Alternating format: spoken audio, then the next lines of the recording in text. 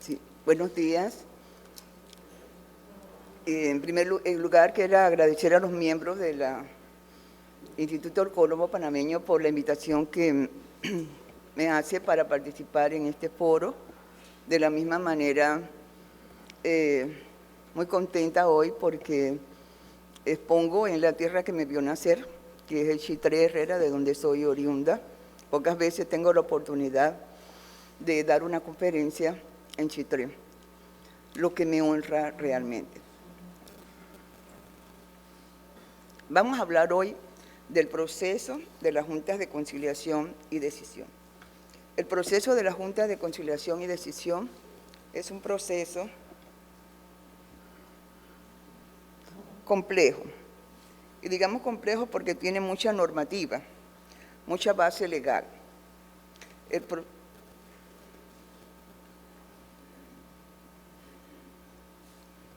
Este proceso surgió luego de que se aprobó el Código de Trabajo. Luego de aprobarse el Código de Trabajo, surgió la inquietud en el sector de los trabajadores y de los empleadores de crear un proceso mucho más expedito que el proceso actual, que era el proceso que había aprobado el Código de Trabajo del proceso laboral. Fue así que se crearon entonces las juntas de conciliación y decisión que fueron inspiradas en el sistema mexicano.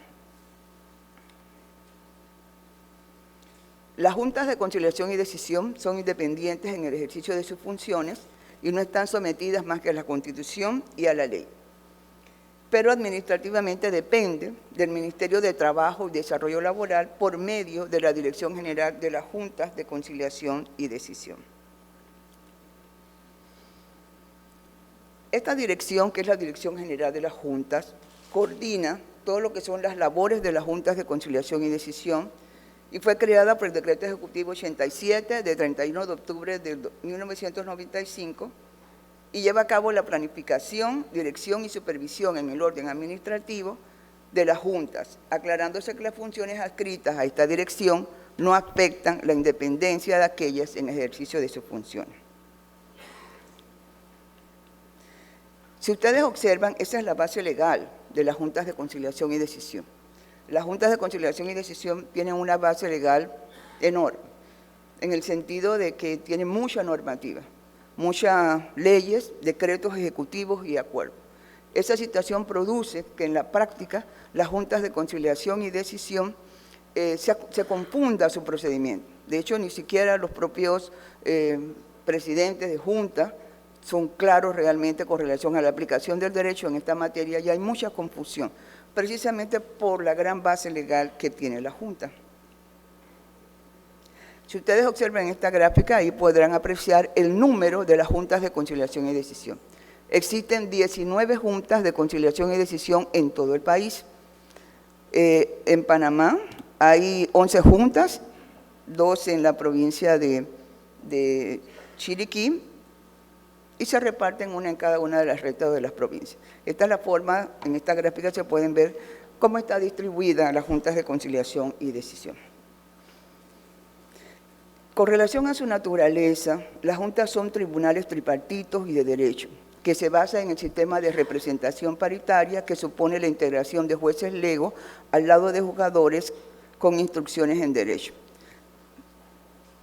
Esto significa que son tribunales de derecho y tripartito, o sea, son verdaderos tribunales que forman parte de la jurisdicción especial del trabajo y por tanto ejercen funciones jurisdiccionales, aunque dependan administrativamente del Ministerio de Trabajo y Desarrollo Laboral. Este es un punto muy importante. Durante mucho tiempo se pensó, se cuestionó la naturaleza de las juntas de conciliación y decisión, pensándose realmente que no eran verdaderos tribunales de trabajo, sino que eran entes administrativos cuyas decisiones eran actos administrativos porque dependían del Ministerio de Trabajo y Desarrollo Laboral. Posteriormente, se editó la Ley 40 de 1975 que indicó quiénes estructuraban la Jurisdicción Especial de Trabajo, indicándose allí a las juntas de conciliación y decisión. La Jurisdicción de Trabajo en Panamá está compuesta por la Sala Tercera de la Corte Suprema de Justicia, porque es la que conoce del recurso de casación laboral ante la no sala de lo laboral que no ha sido implementada. Los tribunales superiores de trabajo, que somos nosotros, los juzgados seccionales de trabajo y las juntas de conciliación y decisión. El Ministerio de Trabajo y Desarrollo Laboral también tiene competencia en materia laboral, jurisdicción, tiene jurisdicciones propias en materia laboral, pero no son tribunales de trabajo. La legislación le adscribe algunas funciones jurisdiccionales, pero no son tribunales de trabajo. Y eso es muy importante señalar. Sus decisiones no van a la Corte Suprema de Justicia ni en recurso de casación ni en recurso contencioso administrativo. Solamente usted puede promover sobre ella amparo de garantías constitucionales cuando consideren que violan las reglas del debido proceso. Esa es una de las críticas que se le hace a la jurisdicción administrativa, precisamente, y se dice pues que realmente deberían estar de conocimiento de los juzgados de trabajo o de la Junta. Ellos conocen de lo que es el salario mínimo, conocen también de lo que es las causas de despido por causas económicas, que es muy importante, y conocen también del fuero sindical. Tienen una competencia fuerte en materia de jurisdicción, pero no son tribunales de trabajo. Están constituidas por un representante que es nombrado por el órgano ejecutivo, que es el presidente de la Junta, un representante de los trabajadores, que se escoge de las listas que manda el Consejo Nacional de Trabajadores, y un representante de los empleadores, que de la misma manera se escoge también por parte del Ministerio de la lista que envían los empleadores y que tiene que ser un alto cargo, tiene que tener un alto cargo de la empresa, una persona importante dentro de ella. Aquí está, los representantes son designados por el Ministerio de las listas presentadas por el CONATO y deberán haber prestado servicio a un mismo empleador por lo menos 9 meses antes de la fecha de su designación. Los representantes de los empleadores también son escogidos por el Ministerio de Trabajo de las listas presentadas por las organizaciones de los empleadores más representativas y deberá ser empleador o un trabajador de alto rango dentro del personal administrativo de la empresa. Observen ustedes ahí los requisitos del presidente de la Junta de Conciliación y Decisión, que es muy importante. Se exige un mínimo de 25 años. El mínimo que se exige a los jueces de trabajo para ser juez de trabajo es 30. El último año nada más se exige como requisito o como su perfil que tengan el último año de la carrera de Derecho, conocimiento del derecho del trabajo y estar en pleno ejercicio de sus derechos ciudadanos. Como ustedes se aprecian, no se indica que tienen que ser abogados, solamente tener conocimiento del derecho del trabajo y tampoco se les establece una especialidad.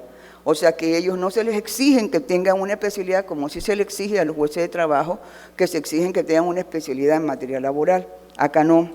Observen que es conocimiento solo del derecho del trabajo, último año de la carrera de Derecho y 25 años de edad. Esta situación, que después al final lo veremos, tiene un problema con la Junta de Conciliación y Decisión. La competencia. La Junta conoce de las demandas por despido injustificado. Esta es la demanda de mayor, digamos, volumen de causas laborales, que es el despido injustificado. Eso lo conocen las Juntas de Conciliación y Decisión. Esta es una competencia que conoce la Junta por razón de la naturaleza del asunto. O sea, por la naturaleza del asunto, ellos conocen del despido injustificado. Nadie más que ellos lo hace. Existe un problema con relación a la Junta, con relación a eso, porque a veces se observa que las personas confunden este reclamo cuando se trata de un despido de un trabajador por contrato por tiempo definido o por contrato por obra determinada. Se piensa que cuando es así, la Junta no es competente, sino lo que serán los juzgados de trabajo. La Junta es competente para conocer el despido injustificado con un trabajador por tiempo indefinido o con un trabajador por tiempo definido. La única diferencia es el reclamo de la indemnización, que en materia de contrato por tiempo indefinido, la indemnización se va en base a la escala del 225 con una cada combinada y de 3.4 semanas por año, y después de los 10 años, 1 año, y por despido justificado es el tiempo restante del contrato de trabajo, o sea, los salarios que debía haber recibido el trabajador desde el momento en que fue despedido hasta su contratación. Es un problema solamente de la indemnización. anterior. Prestaciones laborales hasta 1.500 balboas. Las juntas de conciliación y decisión tienen un problema aquí de cuantía. Es decir, ellos conocen de la cuantía de prestaciones hasta 1.500, vacaciones, décimo, prima de antigüedad, salario, hasta ese tope, 1.500. El resto lo conocen los juzgados de trabajo. Demanda de los trabajadores domésticos. Esta es una competencia por la calidad de la parte. Solamente la parte, o sea, solamente conoce la Junta de todo lo que tiene que ver, pero con los trabajadores domésticos, que son aquellos que realizan funciones de aseo y asistencia en una vivienda, a un grupo familiar o a una persona en especial. La competencia. Observen ustedes la jurisprudencia. He tenido una jurisprudencia para que la exposición, además de que ustedes vean la legislación, vean también lo que dice la jurisprudencia sobre esta parte. La jurisprudencia del Tribunal Superior, del cual formo parte, ha señalado, por ejemplo, que la competencia de la Junta respecto al despido, es lo que les acabo de señalar, viene determinada por la naturaleza del asunto, de tal suerte que conocen con independencia de la materia de este asunto. Ahora bien, esta es la pregunta. ¿Todo conflicto en el cual se encuentre involucrado un empleado doméstico es de conocimiento de la Junta? Esto es importante. O sea, todo conflicto. La propia Ley 7 de 1975 dice que no, que se excluyen la violación al foro sindical, maternidad, negociación y los demás, los despidos justificados por causas económicas que conoce la Dirección de Trabajo y los procesos incoados por el empleador, porque se trata de despidos presentados por el trabajador. El proceso presentado por el empleador contra un empleado doméstico no es de competencia de la Junta. Por ejemplo, una autorización de despido para despedir a una trabajadora embarazada, es que de competencia entonces de los juzgados de trabajo. Solamente cuando se trata de reclamos que tienen que ver con el trabajador. Aquí la jurisprudencia sobre este tema es muy importante, que en materia de renuncia, la nueva ley que reorganiza la Jurisdicción Especial de Trabajo adscribió la competencia al juzgado de trabajo de la renuncia por causa justificada por la naturaleza del asunto. ¿Qué significa lo anterior? Significa lo anterior que antes la renuncia justificada se conocía, la Junta conocía hasta 1.500 y los juzgados de trabajo después de 1.500. A partir de la aprobación de la ley que reorganiza la Jurisdicción de Trabajo, solamente los juzgados de trabajo tienen competencia para conocer las demandas de la renuncia por causa justificada. Pero es el caso que existe ahora una jurisprudencia de la Corte Suprema de Justicia que ha señalado que cuando se trate del trabajador doméstico, las renuncias justificadas son de competencia de las juntas de conciliación y decisión. Cuando se trate del trabajador doméstico. Es decir, que la Corte ha considerado que aquí el factor que priva es de la calidad de la parte y no de la naturaleza del asunto. Por tal motivo, todo lo que tiene que ver con renuncia justificada del trabajador doméstico, como ha sido la jurisprudencia de la Corte reciente, es de competencia de las juntas de conciliación y decisión. Esto, pues, no sé si me va a dar el tiempo, porque a mí me gusta hablar de explicar cosas, pero como tengo poco tiempo, pero bueno, sobre eso de la renuncia quisiera decirles algo. Inicialmente, tengo ya 35 años de trabajo de administrar justicia en materia laboral, cumplí el 1 de agosto 35 años.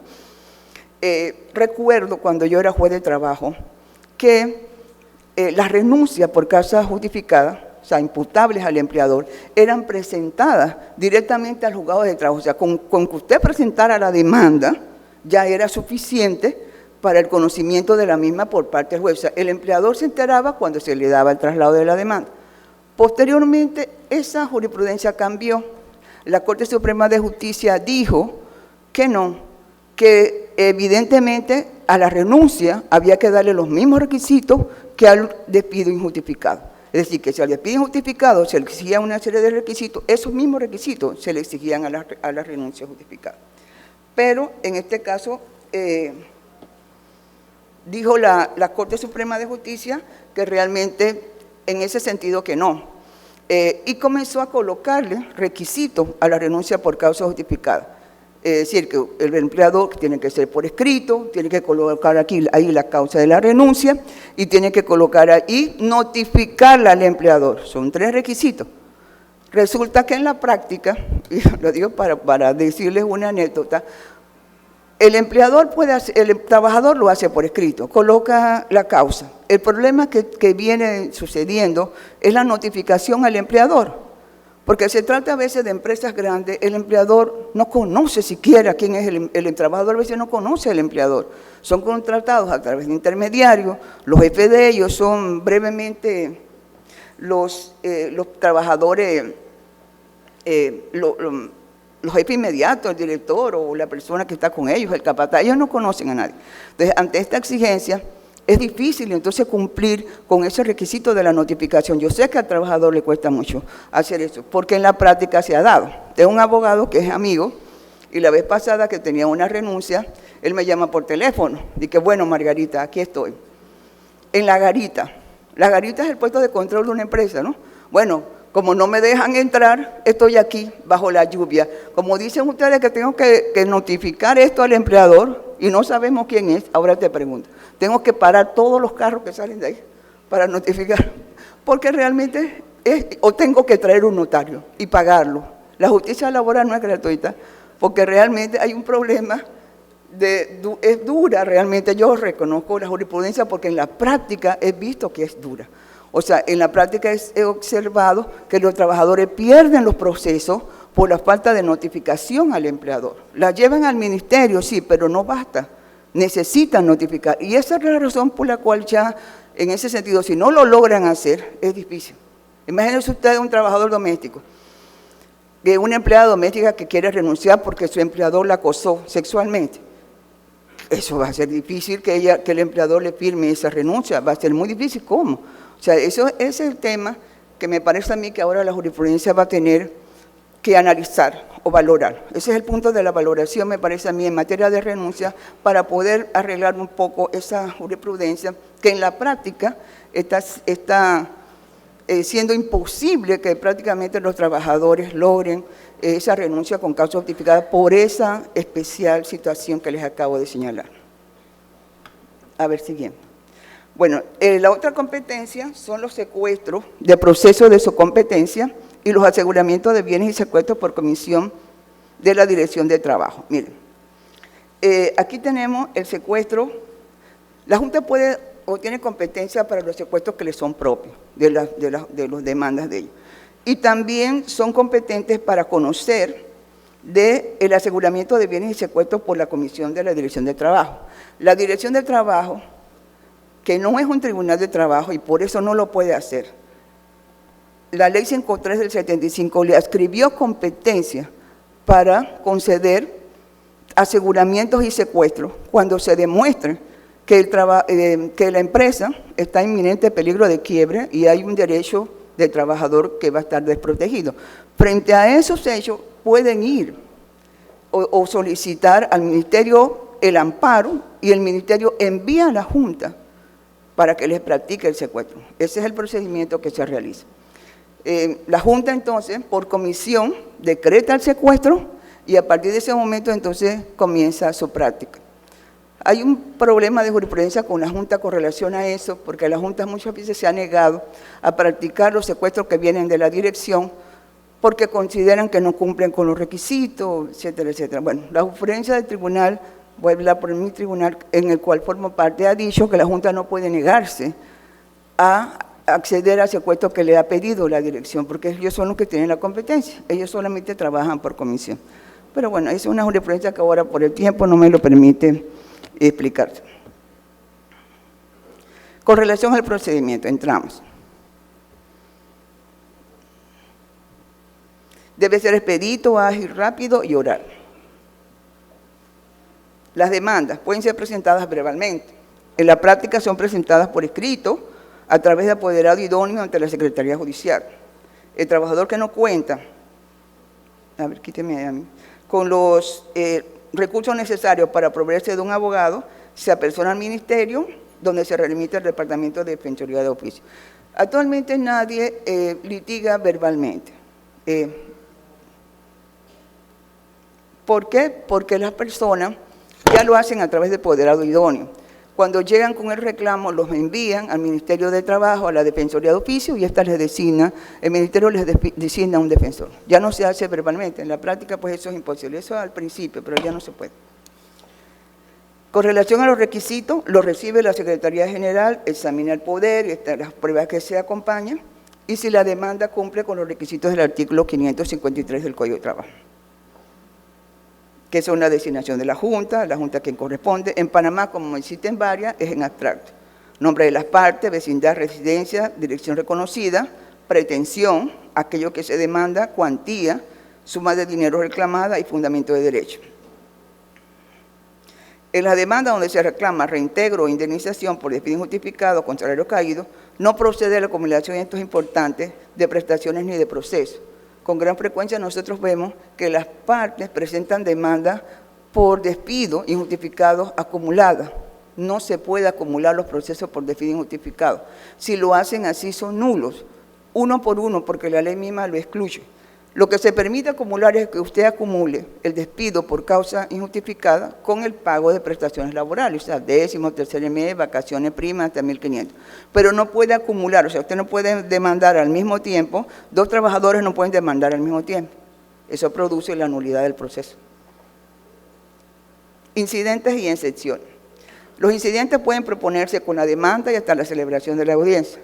Cuando se trata de la excepción de prescripción, y esto es muy importante, debe aducirse en la demanda, también usted tiene el día de la audiencia. Cuando existe una posposición, el plazo es de hasta antes de la nueva fecha de audiencia. Cuando hay una posposición de audiencia, la prescripción usted tiene que ponerla hasta antes de la celebración de la audiencia. No lo puede hacer en la misma audiencia porque la prescripción sería extemporánea. Eso es importante porque nosotros observamos que precluyen en ese sentido los términos de prescripción.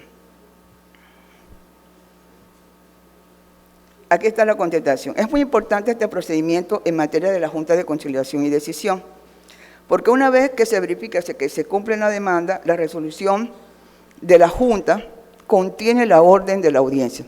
O sea, la resolución de la Junta que ordena el traslado de la demanda tiene la fecha de audiencia al mismo tiempo. El procedimiento en la Junta no es como en los juzgados de trabajo, que primero va la demanda, se le da traslado y luego la audiencia. No, en la misma resolución, porque es más expedito, en donde se aprueba o se ordena el traslado de la demanda, se fija la fecha de audiencia. Esta decisión tiene que ser notificada personalmente a las partes. Usted puede contestar la demanda hasta el momento de la realización de la audiencia en materia de la Junta. En la fecha señalada, en Panamá, como son bastantes juntas, la audiencia se hace por sorteo. La Dirección General de la Junta y la Secretaría General reciben las demandas y hacen una lista de los expedientes. Esos expedientes entonces, y señalan fecha de audiencia para tal día. Ese momento del día de la audiencia se hace el sorteo. Es en ese momento del sorteo en que la Junta de Conciliación y Decisión se entera. Pásenmela. En el interior no sucede esto, ahora les explico, porque realmente aquí hay una junta solo y la Secretaría se encarga de recibir la demanda y fijar la fecha. En Panamá no, y tiene este problema, que les explico a continuación. Bien, aquí está. Es en ese momento del sorteo en que se le da el expediente a la Junta de Conciliación y Decisión que se le atribuye. Ellos son 11 allá, en ese momento. Es en ese momento que el presidente recibe el expediente o los integrantes de la Junta para que puedan verificar entonces la competencia, si existen causales de nulidad y si los afecta algún impedimento. Esta situación produce, en la mayoría de los casos, pásela. La circunstancia anotada produce frecuentes nulidades en los procesos de estas autoridades de trabajo, ya que es evidente que en 10 o 20 minutos no es posible examinar debidamente las actuaciones procesales, no se puede. Entonces, asimismo, esto causa perjuicio, porque si la Junta dice que hay una nulidad o que no son competentes o que tienen un impedimento, las partes que ya están ahí, con todas sus pruebas, con todos sus testigos, eso es un perjuicio porque no podría realizarse la audiencia porque en ese momento la Junta dice, bueno, este caso que me ha tocado no puedo hacer la audiencia porque tengo un impedimento. O he revisado la demanda y esta demanda tiene una causal de nulidad, no se ha dado traslado a la contraparte. No eran dos partes, solamente no se notifica a una, con el perjuicio que eso acarrea precisamente por esa circunstancia, porque esto es en ese momento en que conocen, no sucede en el interior, porque en el interior existe una junta o dos y cada junta tiene su propia secretaría, revisan el expediente y pueden subsanar las nulidades antes de la celebración de la audiencia. Con relación al aplazamiento de la audiencia, es un tema también importante.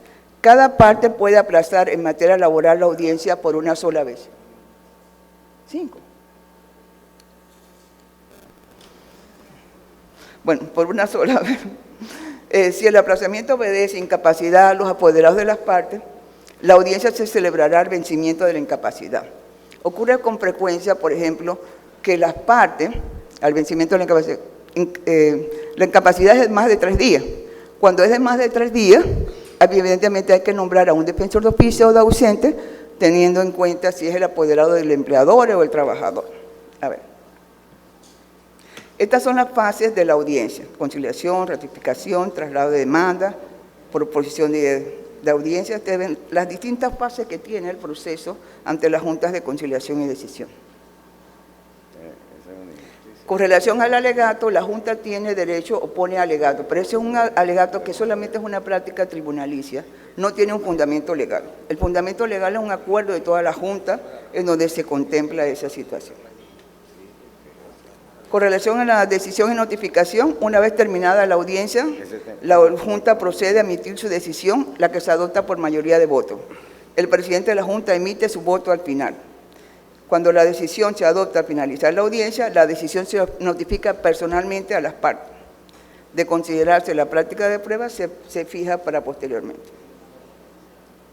Quiero notar una cosa aquí. Ahí está la apelación, solamente cuando la cuantía es superior a $2.000 o cuando el monto de las prestaciones o indemnizaciones en sustitución de reintegro, incluyendo los salarios caídos, excede de dicha suma.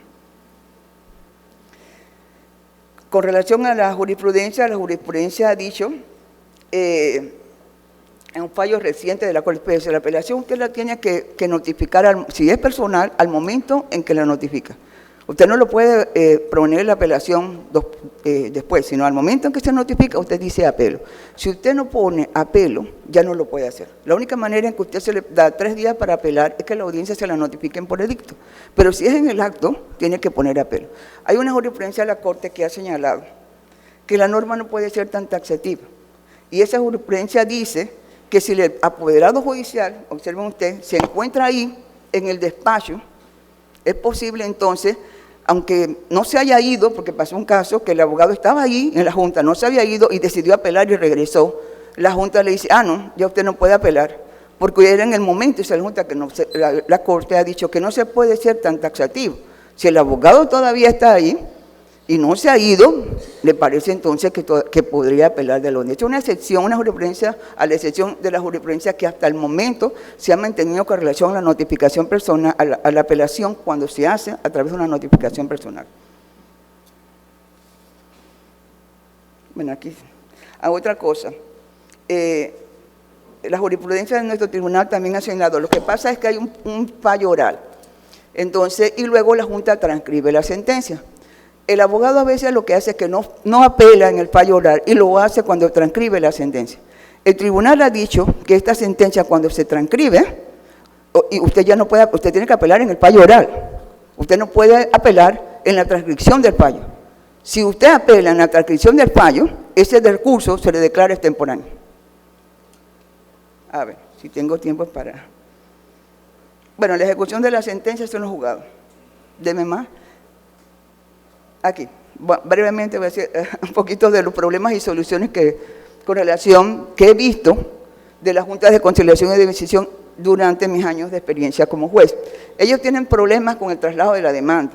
El traslado de la demanda significa que la Junta tiene problemas, o sea, la Junta cuando va a dar el traslado de la demanda, notifica una sola de las partes, la otra parte no la notifica, y eso produce constantes nulidades en materia laboral.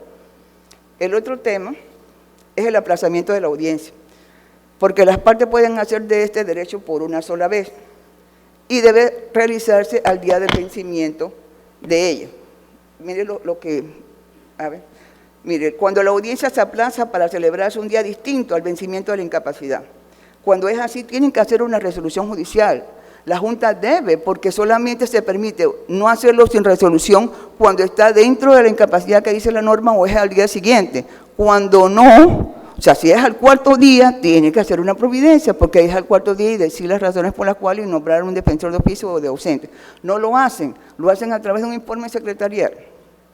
A ver. Con mil disculpas, magistrada, y por respeto a los demás expositores, muchas gracias. Ay, bueno, lamentablemente no puedo seguir. Muchas gracias.